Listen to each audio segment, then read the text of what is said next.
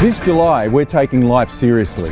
Cardiac arrest is scary and more common than you might think. Did you know that every year nearly 9 million people will experience a cardiac event outside of hospital? Would you know what to do? I'm Australian actor Steve Bastoni, and I'm urging everyone to learn CPR as part of our Don't Die July campaign. Visit don'tdiejuly.com and sign up today, because you can't put a price on life.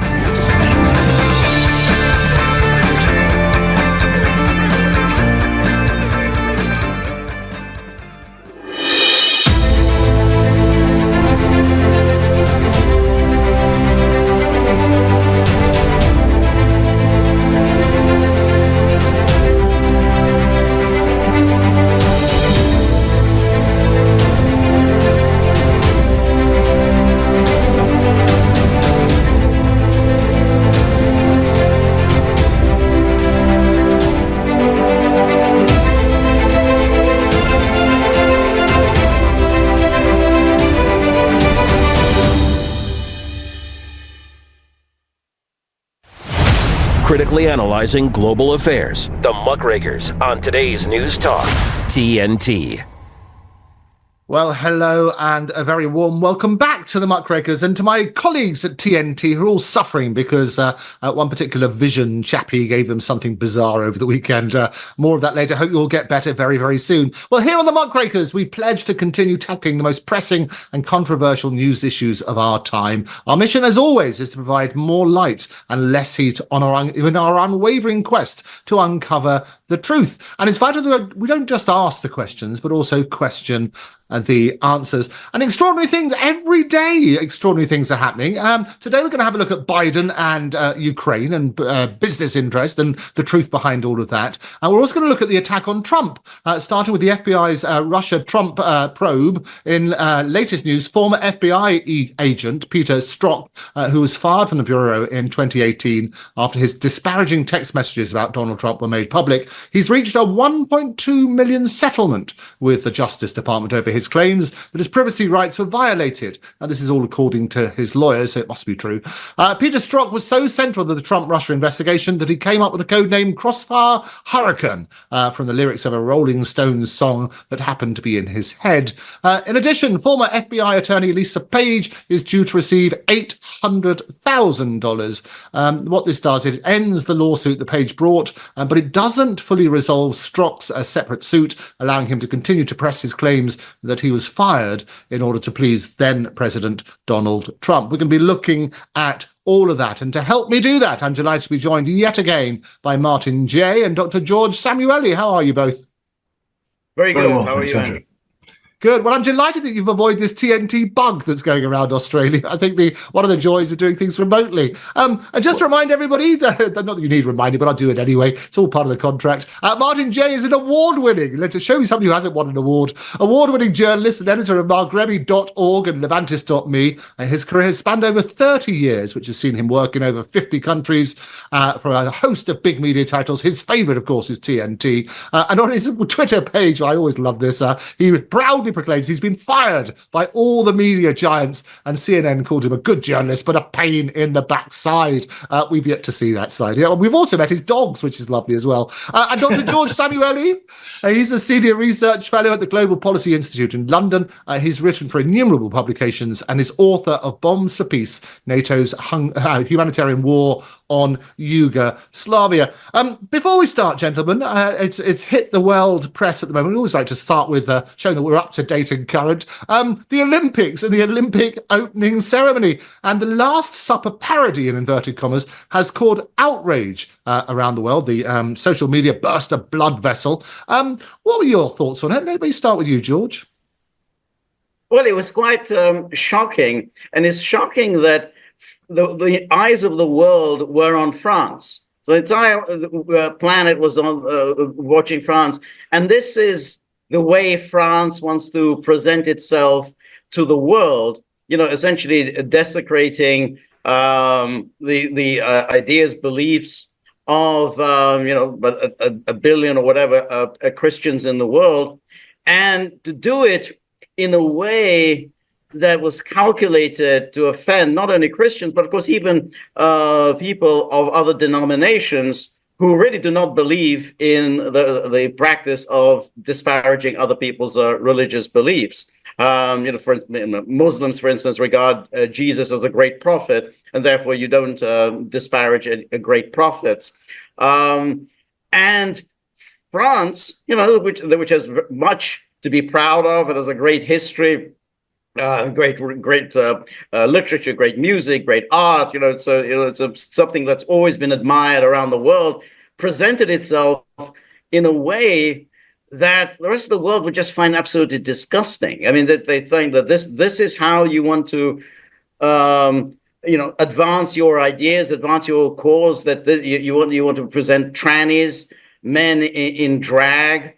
That this is who you are, and then you desecrate one of the greatest paintings of Western civilization. So it's just extraordinary what we've got ourselves into this situation where where the West is, that this is how it presents itself to the world, and particularly when we know that the world really finds the particular kind of alternative lifestyles and gay marriage and transgender, all of that particularly obnoxious, and they identify it entirely with the West.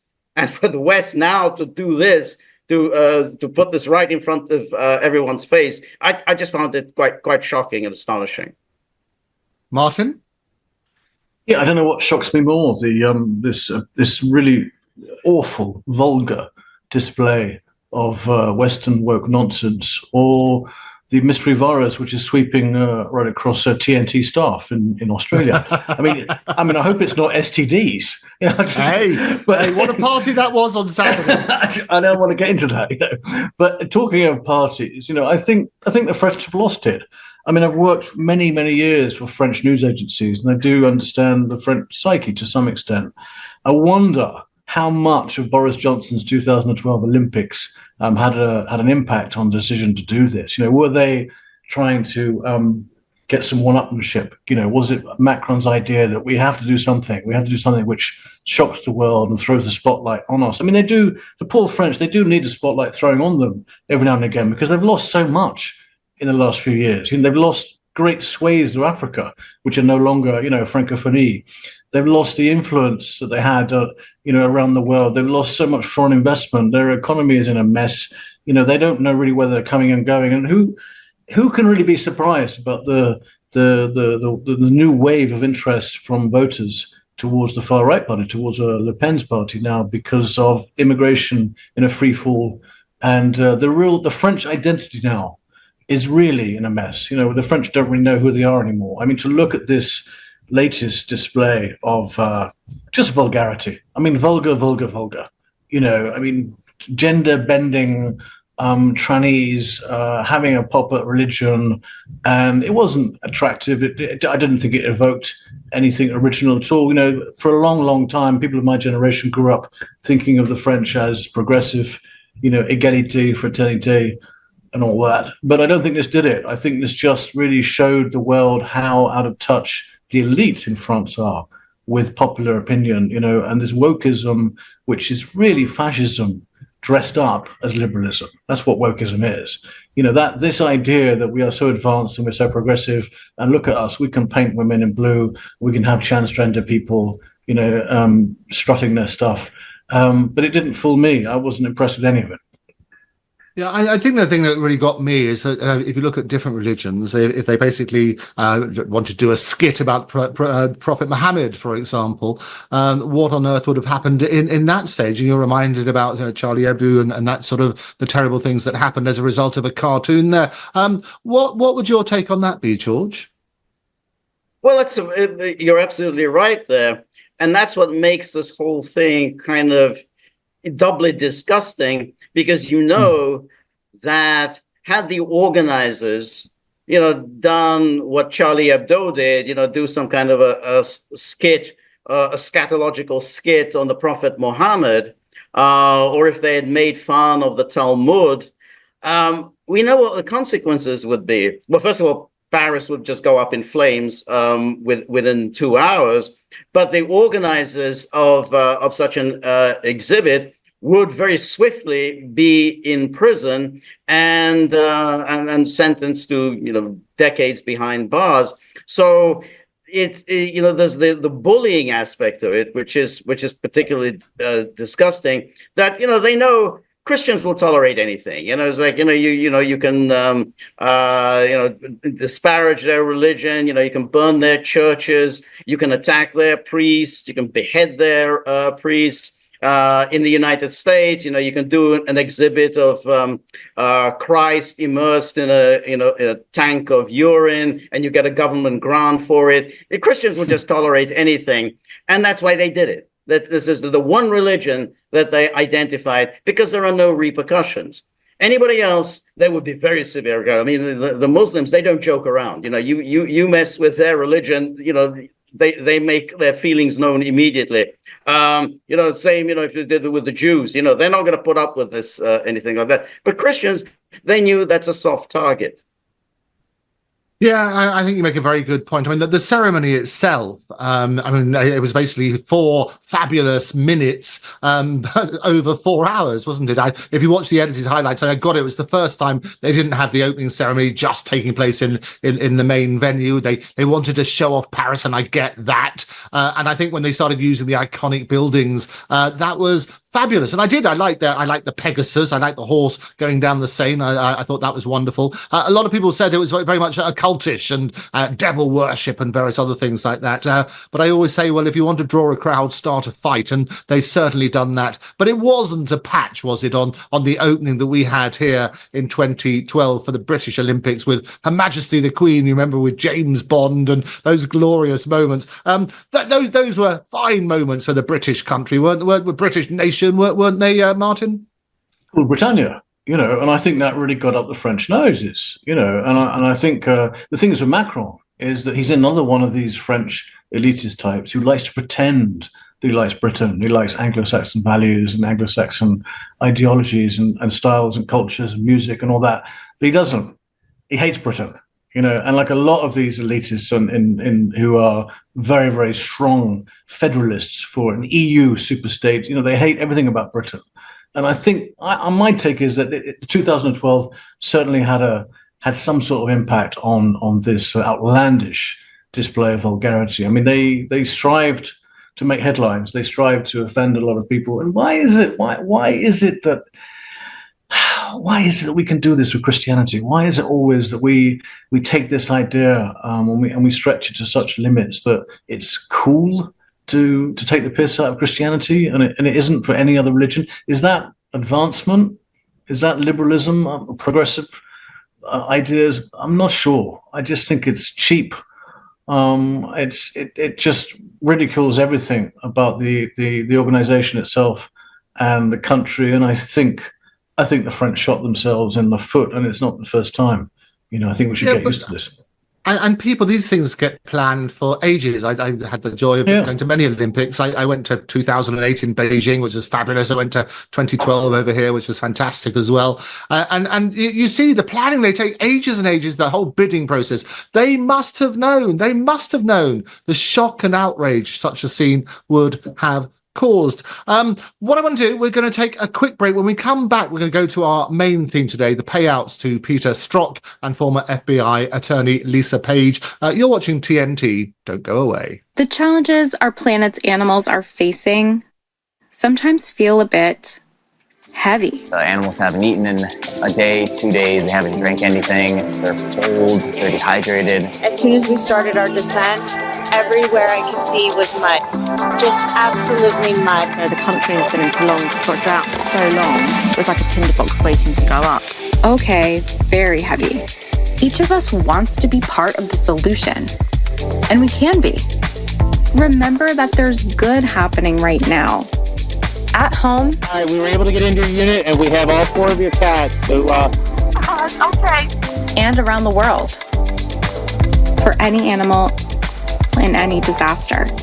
So let's focus on that, right? Be part of the solution, one rescue at a time. Search ifa.org/disaster ready. I didn't ask to be thrown in the streets with nowhere to go. I didn't think I'd survive. But I did ask for help, and Covenant House was there for me. 1 in 10 young adults will experience a form of homelessness this year. For these kids who didn't ask to be put in this unthinkable situation, Covenant House is there. Covenant House helped me break the cycle of homelessness in my family.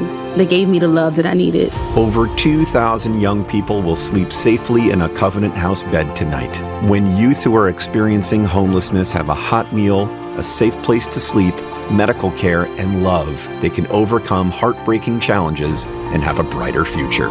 They just really genuinely just wanted to help me succeed, and I'm succeeding. I'm a speaker, I'm an author. Covenant House really helped me and really helped mold me into the woman I am today. If you or someone you love is asking for help, go to safeplacetosleep.org today. The Light is Britain's far-right conspiracy theory paper spreading hate and vicious lies.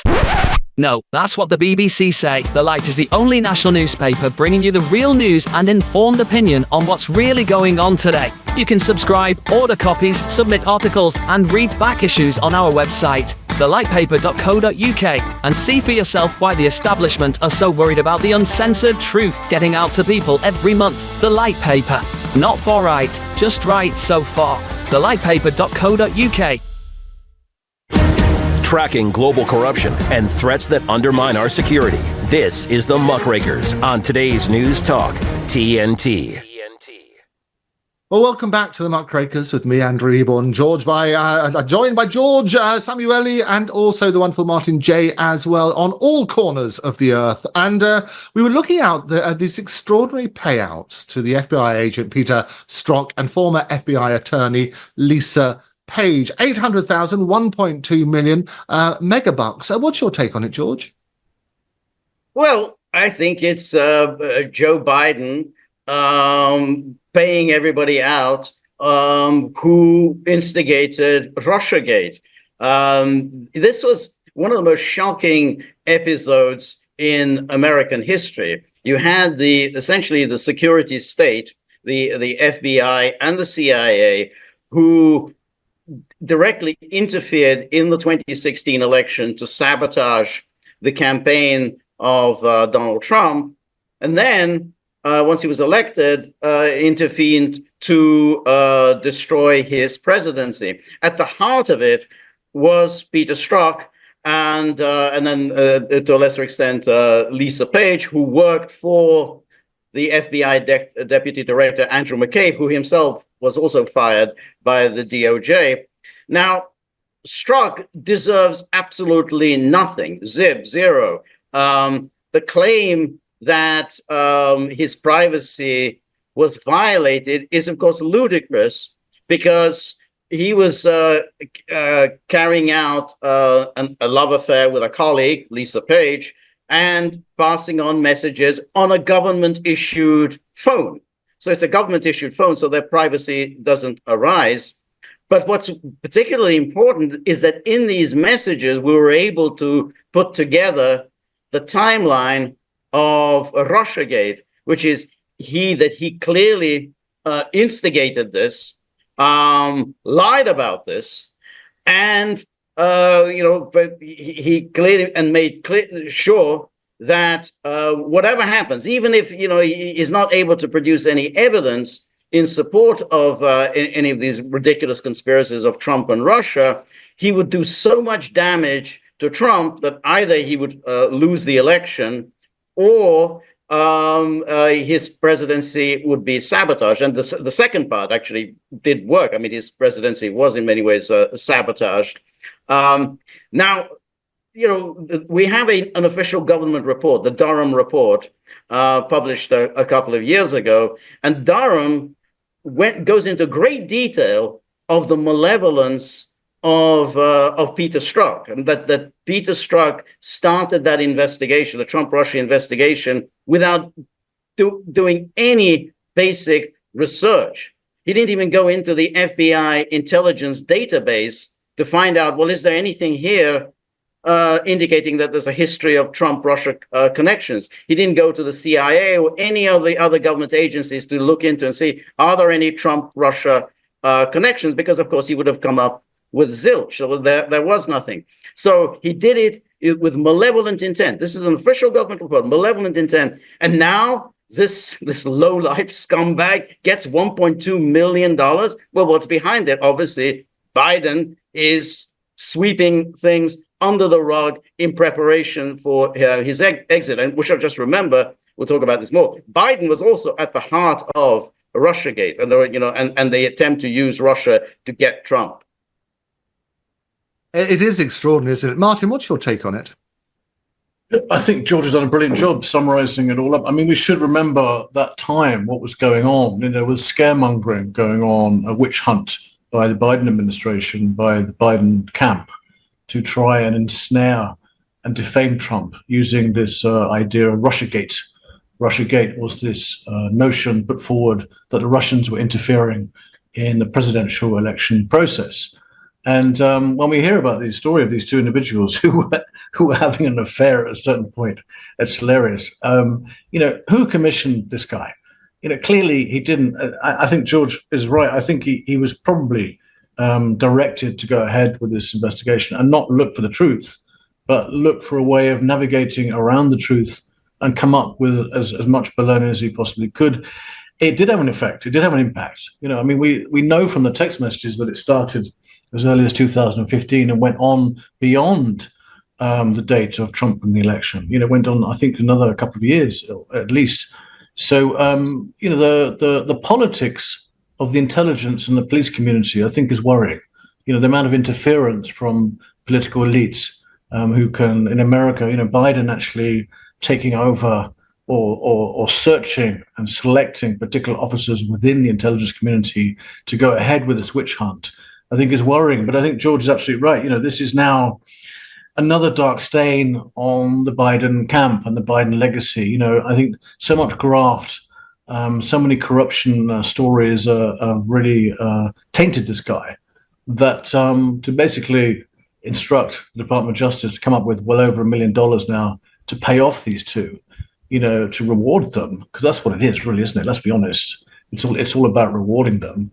I think that's not going to hold very well. I mean, in history, I think the people are going to be quite cruel on Joe Biden over the longer period, and I think we're going to see a number of these cases, a number of examples of Biden paying off people or giving exemptions to their present cases, and probably his son, probably Hunter. I think that's probably the next thing we'll hear about.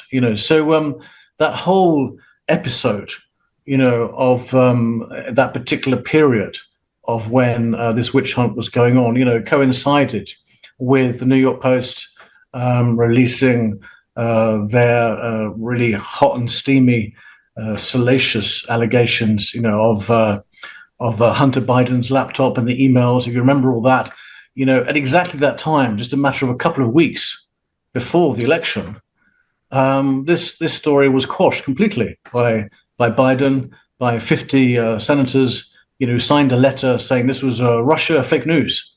And so, there's a lot of this going on at the time. There's a lot of corruption and a lot of people getting brown envelopes and media manipulation to that sort of extent. And it just shows the extent, it shows the level of how far this administration went to sully its hands to get what it wanted. And I think George is absolutely right. It did impact the Trump presidency. There was a real shadow, a cloud over the presidency, and probably affected, his second re-election term. Oh, no, I absolutely. They always say, tell a lie often enough, it becomes the truth. And this is what you do, whether it's going to be crooked Hillary Clinton or the whole Russia's interference and so on and so forth. You get a bonus point because Peter Strzok, basically, he was central, as you say, to the Russia-Trump investigation. He came up with a code name Crossfire. So either of you, George or Martin, a bonus point since it's a Monday. Where does that song lyric come from? I don't know, Martin, you may know. No, you've stumped me. I don't know. Oh, I'll tell you what. It comes from Jumping Jack Flash. It's the Flash. first line. Okay, the Stones. There you go. Yeah. First line. I was born in a crossfire hurricane, and apparently it's a reference that Richard was born in London during World War II in the midst of German air raid. Just a minor bit of trivial stuff. It will come up in the middle of it all. But you are right, though. There's going to be more and more of these tidying up, effectively, isn't it? If you're rewarding people who appear to have done some good in spreading disinformation or misinformation.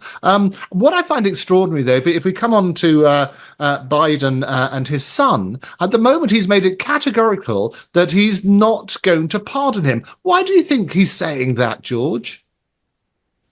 Well, I think he's a liar. And lying comes naturally to him. Of course, he's going to pardon Hunter, and of course, he's going to pardon himself, which presidents do, and will doubtless pardon all members of his families who have been doing extremely well through their, the big guy, through their relationship to the big guy. Just one thing, what you said about Crossfire Hurricane, it's very interesting.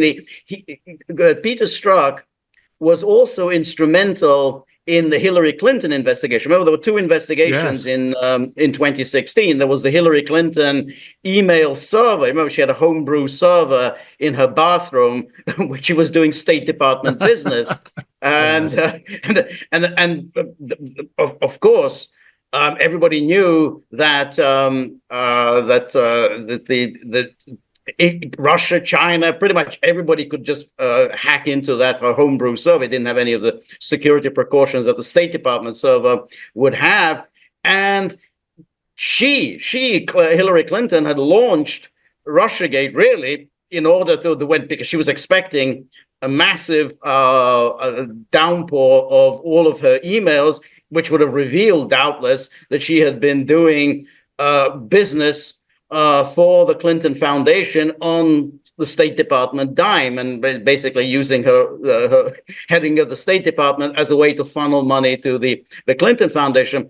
But strangely enough, that investigation was led by Peter Strzok. And what did Strzok do? Strzok swept everything under the rug. But he called that investigation, I think he called it Operation Midterm, which is a nice anodyne term. It's a midterm. You do a midterm, and then you go on to do the finals later on. So it's interesting. He called that Crossfire Hurricane, and this one midterm. But just to go back to what Martin was saying, the security state is now interfering in one election after another. I mean, after 2016. We talked about that, but of course in 2020, when they did the Hunter Biden laptop, that was a direct open interference by security services to put out this ridiculous story. They knew perfectly. They'd had the Hunter Biden laptop for 9 months. 9 months. It was in FBI custody. The FBI knew perfectly well that this was the genuine laptop. This belonged to Hunter Biden. And yet it said nothing when these intelligence officials, those 51 intelligence officials, came up with that ridiculous letter saying, this has all the earmarks of a Russian intelligence operation. I use the word earmarks. I don't know why, but the intelligence operation. They knew it was a lie. They knew it was entirely genuine. It's now been confirmed that it was genuine. Anybody could tell it was genuine. But they put out a lie, which clearly had an impact on the election. And then during Trump's term, you remember when we had the meeting between Trump and Putin in Helsinki, which could have been a very important. It was a summit. It's a big deal to have a summit between the United States and Russian presidents. Mueller, this investigation that was launched, bogus investigation into Russia. Mueller, the day before the start of the summit, he releases one of his ridiculous indictments against a whole bunch of Russians that, no one knew who the hell they were. You could just pick some random Russian names out of the, Moscow phone book and say, these were people absolutely crucial to, the attempt to hack into the Democratic Party server. But that indictment, those 12 Russians, and who basically the Americans had no hope of ever getting their hands on them, that immediately cast a shadow over the upcoming summit between Trump and Putin. Yeah, and you do make an excellent point, because as you say, you throw enough dirt around, it's going to stick. And what's extraordinary, it takes so long to clear it up. And it was you mentioned Special Counsel John Durham in May last year concluded the FBI should never have launched a full investigation into connection between Donald Trump's campaign and Russia during the 2016 election. But obviously by then, all damage had already been done. There were not yet sort of full repercussions. What's your take on that, Martin? Well, I think to follow up, with the same theme that we're experiencing now, with Biden paying out millions, or at least instructing the Department of Justice to throw around its slush fund to pay off his mates. A similar thing is happening now to the FBI whistleblower in Ukraine, the one who brought about the FBI investigation, which the New York Post reported on just a couple of weeks before the election, which George quite rightly corrects me. It wasn't 51 senators, it was 51 intelligence officials who signed this dummy letter saying it was Russia fake news, which it wasn't, but it had the impact. It really did. It made the difference in the end, and it stuck.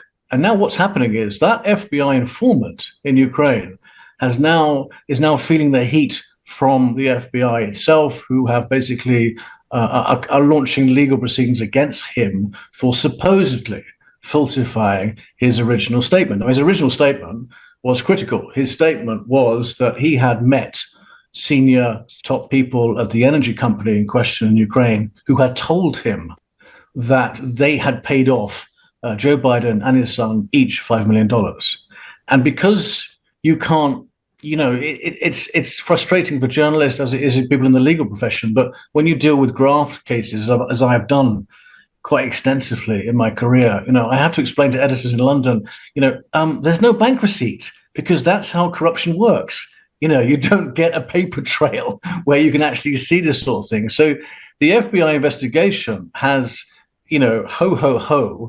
rather comically run out of steam, because they have come up with the conclusion that all of the evidence provided by this FBI deep throat, this whistleblower, is inconsequential. It can't be backed up with solid, receipts or a paper trail or anything like that. But, guess what? That's how business is conducted in Ukraine. And that's why presidents just love Ukraine, because if you're an American president, you can fly into Ukraine, one of the most corrupt countries in the world, have meetings with really powerful people like CEOs of energy companies or even people in government. And you go down to the hotel and have your dinner, and you go back to your room a couple of hours later and you find a suitcase in your room, mysterious suitcase, which is full of a couple of $1 million. That's how business is conducted in Ukraine. We shouldn't be surprised by that. And that's what happened with Biden. I'm absolutely certain of it. And we'll hear all the full details in the next couple of years to come. I'm absolutely certain of it. But, it's as I said before, the politics of intelligence and how Biden has manipulated from the very beginning the FBI and other intelligence organs to suit his purposes, is shocking. And I think it will only be a matter of time, perhaps even months after the next election, before all this dirt comes out in the wash, and we will find the real reason why America went to war with Russia in Ukraine. For me, I've always banged on a long time in my articles that there's something really behind it, which is really not being told to us. I've said to you previously on other shows that one of my hang-ups about media, big media, is not so much the fake news that's being churned out, but it's the omission of news, where journalists go look at subjects and decide to navigate around them. And, the Biden story of Ukraine is really one of those subjects. No journalists have really gone there. We haven't really turned over the stones, and looked to what's underneath. And I think this whole story now of the FBI whistleblower is coming to a head. And, it's by the time the brown stuff really hits the fan, Biden is going to be in a care home with custard running down the front of his tank top, and he's not even going to remember what day of the week it is, conveniently. So it's probably no matter one way or the other. And the real problem is this, isn't it? Is because they've all got quite deep pockets in terms of they can throw lawyers for defamation and so on and so forth. And it's all about proof. And that's happened with a few cases. And I am very keen to sort of get to the sort of essence, if you like, of what we definitely know to be true and what we speculate about. I mean, and I think if it's good to try and unpack that, and maybe we can have a look at that just to put the whole story into context. What do we definitely know, George? Well, that's the excellent point, because there has been a relentless plot within the government to cover up what was this massive, horrific criminal conspiracy. I mean, you can't get more shockingly treasonous than to use essentially the secret police, the government secret police, to sabotage a presidential campaign and then to sabotage a presidency. This is an extraordinarily serious act. And so even Durham, who wrote it was a useful report, but when he attempted to launch prosecutions, he didn't prosecute the people who really were behind it. So leave aside Obama, who really was the mastermind behind it. But all right, but let's at a slightly lower level, let's say James Comey, he didn't, who was the former FBI director, who himself was fired. He didn't prosecute James Comey. He went after this kind of a lowly figure, Igor Danchenko. Now, Igor Danchenko was just a hustler. The only reason why we know anything about him is that they interrogated Christopher Steele, this horrible creature, the former MI6 guy who wrote that idiotic Steele dossier. So they interviewed Christopher Steele and said, well, who's your source? Where'd you get all this information about Trump and Russia? And said, well, this guy, Igor Danchenko.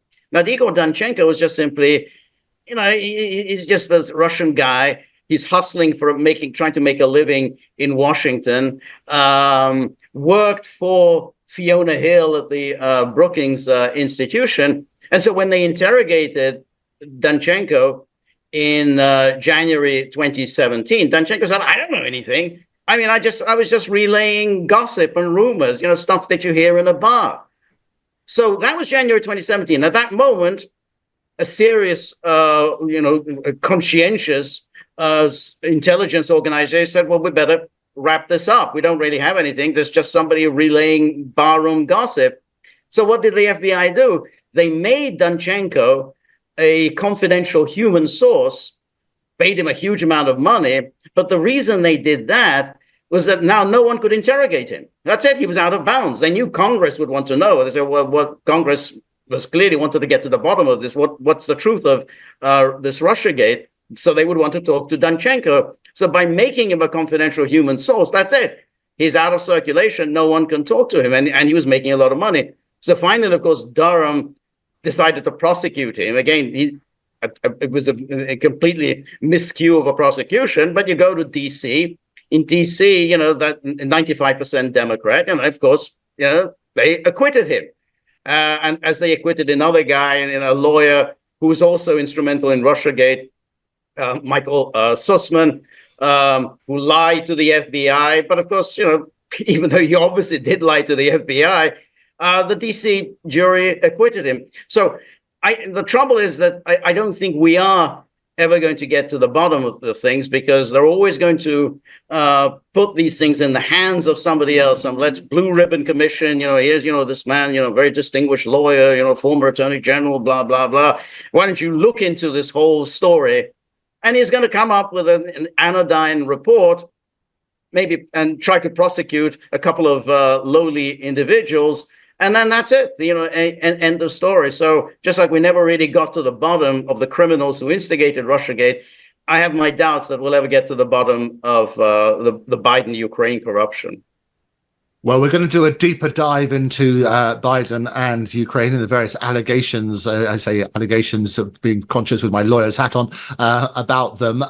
Straight after these messages, you're watching. When I had my heart event close to 4 years ago, I was at the gym, thought I deserve a coffee and thought I'll top up with fuel, ordered a coffee. But while I was pumping fuel, I started to get chest pains. Then it got worse and worse and worse. So then I was leaning on the counter thinking, yeah, something's not quite right. So then I went to wait for the coffee, and that's when it really, really hit. And Joy just, mouthed, do you need an ambulance? And I remember nodding. I wasn't even thinking about a heart attack. I just thought, something is seriously wrong with me here. So when the cardiologist came to see me, she informed me that I'd had what they call a widowmaker heart attack. Bit of a shock when someone says, you nearly died. Everybody should be aware of all the symptoms of a heart attack that women can have that aren't typical of the shoulder pain, the right arm pain. I go to the gym, I do yoga, Pilates, I swim, I go on bike rides, and yet I still had a heart attack. You just don't know it could be you. Last week, Brandon met a girl on a dating app. One day after work, he finally found the courage to ask her out. No answer. He started to panic. Was he being too pushy? Maybe it was too... Hey, sorry I didn't respond. I was driving. I would love to go on a date. How does tonight sound? Brandon tried to play it cool, but inside he knew. A girl so smart, so responsible. She must be a keeper. From national security to global corruption, this is the Muckrakers on today's News Talk, TNT. Well, welcome back to the Muckrakers with me, Andrew Eborn. I'm joined by Martin Jay and Dr. George Szamuely, the regulars here, I'm delighted to say, on Monday, Wednesday and Friday, all days of the week, 3 times a week. It's like buses. It's got to be good. We're trying to unpack. Our mission here is always to try to get to the truth. And we always turn up with all sorts of questions. And so often we have to question the answers that we're given because we don't get the full truth. And one of the very sensitive topics is about Biden and the relationships with Ukraine and whether there's corruption or not corruption. And I'm very conscious of the fact that people have been sued as a result of various allegations because they haven't come up with the evidence for doing it. So I thought what we should do is look, let's see what we do know and those issues which are still undecided. Let me put it that way. Let me start with you, Martin. Yeah, well, we know that there is a relationship between Joe Biden and his son and the energy company in question in Ukraine. We know meetings did take place. We know Hunter Biden was in Ukraine and met with officials. We know of text messages because some of those text messages have been relayed in the initial FBI findings. But to boil it down, what you really have here is you have a huge energy company in Ukraine which wants to get into bed with some American investors. And before it can do that, it needs to whitewash its history, its background. And so the reason why the Bidens were so useful, it is alleged, is that the Ukrainian energy company's CEO asked them to, first of all, can you do something about our top state prosecutor here, who has basically got this case against us? We need him to be fired. So we know that there was a request, because we've seen the text messages, there was an exchange, there was a request to the Bidens. We know that Biden did have the top state prosecutor fired. Now, he may argue that it wasn't anything to do with the request that came to him from the energy firm, but because he actually is on the record, there's actually a video clip of him talking about him firing or about to fire the state body. He claims that he was going to do that, and if he didn't do it, if the Ukrainians didn't comply with that, then he would hold back U.S. aid to Ukraine. That's on the record. We know that. But a lot of this is circumstantial. A lot of it is about conversations that took place. And you know very well, because of your legal hat, that that isn't always enough in court. Conversations, exchanges, text messages. But we do know that these conversations took place. We do know that there is a certain number of allegations of money being transferred or sent to the Bidens because of this murky business that was going on, and we do know that there were certain objectives that this energy company needed to make. We know that they needed the Bidens to go ahead with this request, and we know that the state prosecutor was fired. We don't know where these $5 million or $10 million went or ended up. It was probably a cash transaction. So you'll never find it anywhere. But this is really the cloud that's hanging over the Bidens, is that they haven't disproved any of this. And, the real crux of the whole case is an FBI informant who had something like 8 or 10 years of working with the FBI, where they didn't find one single fault in any of the information that he provided. But now, surprise, surprise, during the Biden administration, they found that this guy is unreliable. And, you know, all of his information is not solid. It's based on conversations that he's claimed to have had. And now he must, you know, the full force of the law must come down on him to basically paint a picture that none of the information that he's provided to the FBI is credible. So that is the dark cloud hanging over the Biden family at the moment. I think that's really the best way of summing it up, Andrew. Yeah, well, and just to fill in a couple of the details, the facts that we know, and then I'll come to George. Go on, no, this is what we know. As I say, the rest is sort of speculation. So the FBI informed is somebody called Alexander Smirnov, as you know. He's been charged. Smirnoff, yes. How could you forget? A bottle of that for breakfast.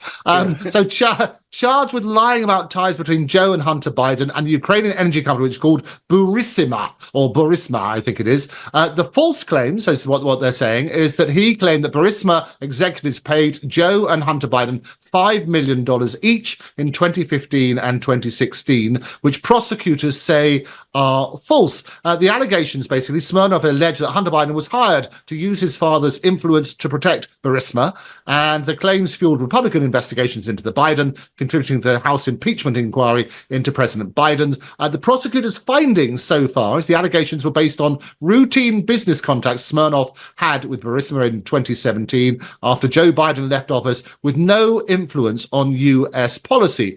And Smirnov repeated apparently false claims several times. He altered his story, promoting a new narrative involving Russian officials. He could face Smirnov up to 25 years in prison if convicted. As I understand, there's ongoing investigations. The House Oversight Committee continues to investigate the Bidens, with Hunter Biden expected to testify. George, you can probably shed more light, and that's the official version. As I say, I can only go on what I hear, and it's separating the facts from the speculation. What do you know?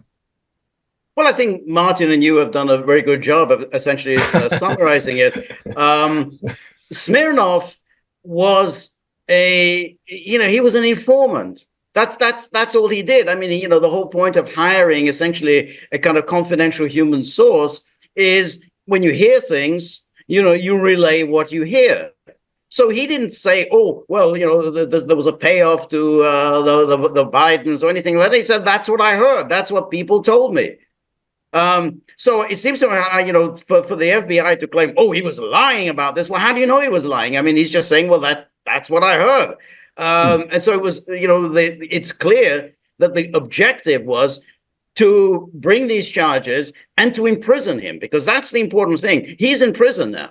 So, which is itself quite ridiculous, because, what do you say? You're saying an informant lied to the FBI. Why would you need to be in prison awaiting trial? I mean, that's it's not like you're a dangerous murderer. You have to be kept in custody. So the important thing, he's being kept in custody, which prevents him from talking. Incidentally, he has nothing to do with Russia, although he has that great Russian name. He's actually an American and Israeli citizen, so there's no Russian connection at all. But on the question of Biden, got to keep in mind that when in that famous conversation between Victoria Nuland and Jeffrey Pyatt, the famous one in would have been January 2014, the Yats is the guy, when they deciding who's going to be the new prime minister of Ukraine, and so Yats is the guy, Klitsch is out. But remember how the conversation ended. The conversation ended that it's Biden who's going to seal the deal. He's the one who's going to do it. We got to get an attaboy from Joe Biden. So Biden was throughout the Obama years the point man on Ukraine. So he was involved in Ukraine right from the start. And the moment this this new gang was in power in Kiev, then Hunter Biden and of course his good friend Devon Archer, kind of college roommate, went ahead and got this gig on the Burisma board. Now, why did they get this gig? neither knew the first thing about the energy industry, neither knew anything about Ukraine, Russia, didn't speak any of the languages, whatever. It was with the view that Zlochevsky, who had these problems, he had problems with the UK prosecutors, he had a problem with Ukraine prosecutors, he needed to get himself out of this jam. And he figured that the way to do it is by influencing the people in Washington, because he knew the only people who matter are the people in Washington. And that's why he gave him the sweetheart job. I think he was making $1 million a year, Hunter Biden, without once setting foot in Ukraine. So he was just collecting $1 million. And obviously, the goal was to get this case thrown out.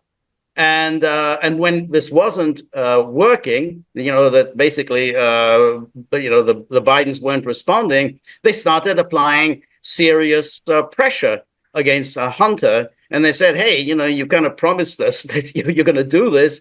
You haven't done anything. And then finally, his dad, Joe, came, and he was in December 2015. And that's when, he had that conversation that he described at that Council on Foreign Relations meeting. He said, well, if you don't fire the chief prosecutor, Victor Shokin, you're not getting the $1 billion from the United States. And that worked. That finally that got Poroshenko to fire him. Poroshenko and Shokin had been friends, so Poroshenko didn't really want to fire him. But the threat of that $1 billion being withheld got him out. Biden was so stupid as to sort of blurt this out at this open meeting. He thought that people would say, "Well, boy, Joe's such a tough guy," but he was just basically disclosing. But it's important to remember that not only was Shokin fired, but the case was indeed wrapped up. One of the last acts of the Obama administration was that the case against Burisma was wrapped up, finished, gone. Prosecution is over. So the mission was accomplished, and Hunter continued happily sitting on that board.